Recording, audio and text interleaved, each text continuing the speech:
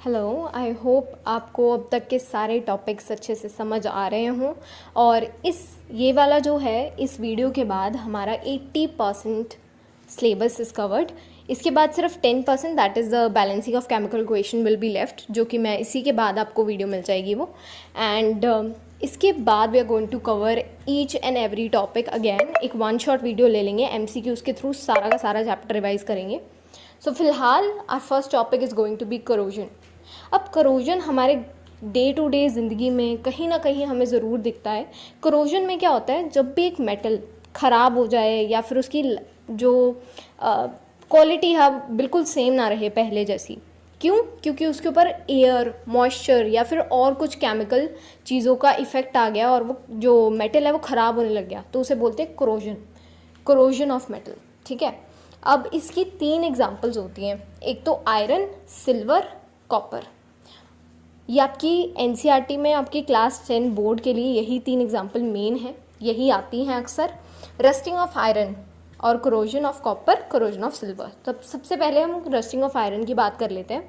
आपको पता होगा कि अगर आपके घर में कोई गेट है या विंडो है, कोई नेल आपकी दीवार में बहुत टाइम से लगी रह गई, तो it starts changing it colour, है ना। वो रेडिश ब्राउन सा होने लग जाता है क्योंकि वो जंग खा चुका होता है। वो हमारे जो एटमॉस्फेयर में जो एयर है, ऑक्सीजन है, जो हल्के हल्के फुल्के वाटर वेपर हैं, उनसे रिएक्ट होके वो रस्ट होने लग जाता है। और जो मेटल है, आयरन की क्वालिटी है, आयरन जो है ईटन अप हो जाता है उसके थ्रू। और इसी के साथ साथ करोजन, और ये जो यहाँ पर ना रस्टिंग ऑफ आयरन का एक फॉर्मूला दिया हुआ है, ये ज़रूर याद रख लेना, ये अक्सर आ जाता है। करोजन ऑफ कॉपर में क्या है, ग्रीन कलर की लेयर बन जाती है उसके ऊपर, और ये रिएक्शन भी आपको प्रोवाइडेड है। Corrosion of silver, hydrogen sulphide के साथ जब सिल्वर रिएक्ट करता है तो वो करोड हो जाता है, और इसे सिल्वर टार्निशिंग भी बोलते हैं। यही था आपका करोजन का सारा, और मैंने ये क्लीन इसलिए करा ताकि आप स्क्रीनशॉट ले सको। Now we are here with our next topic, rancidity.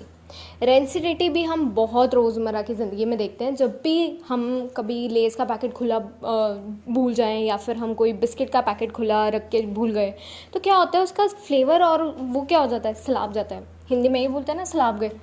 हमें बहुत अजीब सी स्मेल आ रही होती है, टेस्ट में भी वो उतने क्रंची नहीं रहते। This is known as rancidity. अब इसको प्रिवेंट कैसे कर सकते हैं? इसके अंदर हम एंटीऑक्सीडेंट्स डाल सकते हैं, एयर टाइट कंटेनर में अपने खाने को रख सकते हैं, फ्रिज में रखते हैं हम ऑब्वियसली सब्जियां, पता है ना, नेक्स्ट डे हम खा पाते हैं, इसीलिए कि हम उसे ऑलरेडी फ्रिज में रख देते हैं। नाइट्रोजन गैस, इसके ऊपर बहुत क्वेश्चन आता है। नाइट्रोजन गैस बहुत सारी कंपनीज यूज़ करती हैं अपने पैकेज फूड में, ताकि उनका जो फूड है वो फ्रेशनेस दे, उतना ही क्रंच वो मेंटेन करके रखे till the time it reaches the consumer. ठीक है। और इसके बाद हमारे पास आ रहा है ऑक्सीडेशन एंड रिडक्शन का एक डिफरेंस। ऑक्सीडेशन के नाम से ही आपको पता लग जाना चाहिए, addition of oxygen. Oxygen add हो रही है, और ऐड होने का उल्टा क्या होता है, कुछ घट भी रहा होगा, कुछ ऐड हो रहा है तो कुछ घट भी सकता है ना। और अगर कभी हाइड्रोजन निकल रहा हो तो उसे भी ऑक्सीडेशन बोलते हैं। Losing of electrons is also known as oxidation. इसको ट्रिक से मैं आपको बाद में लर्न करवाती हूँ, पहले आप सीधा देख लो। ऑक्सीडेशन स्टेट इंक्रीज हो जाती है जब भी हम एडिशन ऑफ ऑक्सीजन करेंगे तो, ठीक है। और ये बात का ध्यान रखना, it occurs in reducing agent, और रिडक्शन होगी तो वो किस में होगी, ऑक्सीडाइजिंग एजेंट। ये दोनों थोड़े उल्टे चलते हैं, ऑक्सीडेशन रिड्यूसिंग में, रिडक्शन ऑक्सीडाइजिंग एजेंट में।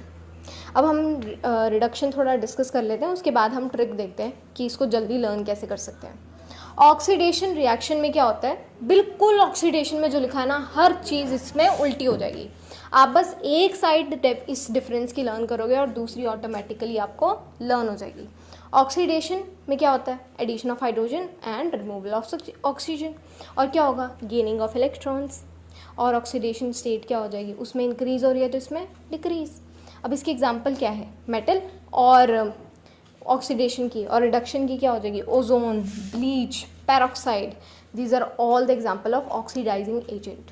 अब नीचे की वो दी हुई है एग्जांपल, इसके अंदर आपकी रिडक्शन भी कवर हो रही है, ऑक्सीडेशन भी कवर हो रही है, ठीक है। अब आप देखो क्रोम, जो क्रोमियम है उसमें रिडक्शन हो रही है क्योंकि ऑक्सीजन हट गया, and in second case there is oxidation in sulphurs case, क्योंकि उसके अंदर हम ऑक्सीजन को ऐड कर रहे हैं। अब ट्रिक पे आते हैं। ट्रिक क्या कहती है? लियो सेज गर्ड, है ना, लियो सेज गर्ड। अब इसका क्या मतलब है? इसका मतलब है LEO, losing of electrons is oxidation. LEO, losing of electrons is oxidation. और गर का मतलब क्या है? Gaining of electrons is reduction. बस इसके अलावा जस्ट आपको इतना हिंट मिलेगा और आपको सारा का सारा डेफिनेशन क्लियर हो जाएगी कौन सा किस साइड लिखना था। क्योंकि अक्सर बच्चों को इसी में प्रॉब्लम आती है, दे फॉरगेट कि गेन किस में हो रहा था, लूज़ किस में हो रहा था, और उसी चक्कर में सारी की सारी डिफरेंस या डेफिनेशन गलत हो जाती है। So you need to remember this. और रिडॉक्स रिएक्शन क्या होते हैं? जिसके अंदर रिडक्शन और ऑक्सीडेशन दोनों reaction at the same time, या फिर एक ही रिएक्शन में दोनों की पार्टिसिपेशन हो। और इन तीनों की रिडक्शन, ऑक्सीडेशन, रिडॉक्स रिएक्शन की आपको एक ही एग्जांपल लर्न करनी है जो मैंने ऑलरेडी लिख के दे दी है, ठीक है। और ये आपको क्लियर कट पता होना चाहिए। एंड इसके बाद we are going to just cover the important questions. इसके बाद सिर्फ एक और वीडियो आएगी and your chapter is done. What is redox reaction, ठीक है। और इसमें से ऐसे सब्सटेंसेस हमने आइडेंटिफाई करने हैं जो ऑक्सीडाइज हो रहे हैं और जो रिड्यूस हो रहे हैं। और रिडॉक्स रिएक्शन तो अभी हमने कवर करी है, ठीक है। ये अब आप ट्राई करो कि इनमें से कौन रिड्यूस हो रहा है, कौन ऑक्सीडाइज। इसके बाद हम आंसर देखते हैं। Okay, time to see the answer. Those reaction which oxidation and reduction takes place simultaneously, इनको रिडॉक्स बोलते हैं। अब PbO रिड्यूस हो रहा है, C ऑक्सीडाइज हो रहा है, MnO रिड्यूस हो रहा है, ऑब्वियसली Mn के साथ से तो ऑक्सीजन हट गई, और HCl oxidise. You might have noted that when copper powder is heated in china dish, the surface of copper powder becomes coated with black colour. ये ब्लैक कलर क्या है? वो पूछ रहे हैं ब्लैक कलर क्या है, कैसे बनता है, और इसकी क्या बता दो, केमिकल इक्वेशन बता दो। अब हम देखते हैं इसका आंसर क्या है। This is because the copper powder present in the china dish reacts with the atmospheric oxygen, और ये क्या बना देता है, कॉपर ऑक्साइड। और कॉपर ऑक्साइड अक्सर ब्लैक कलर का होता है, ठीक है। एंड ये आपकी रिएक्शन हो गई, तो तीनों ये कवर हो गए।